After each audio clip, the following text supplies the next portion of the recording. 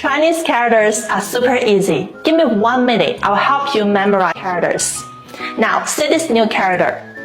火 means fire. It looks like fire, right? Now, double 火 plus together.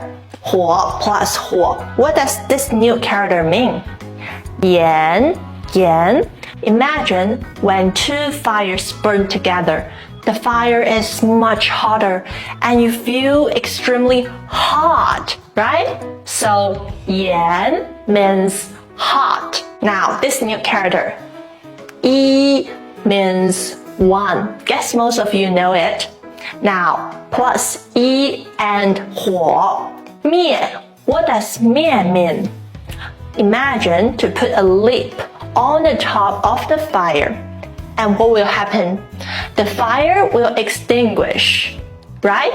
So 灭 means extinguish. Got it?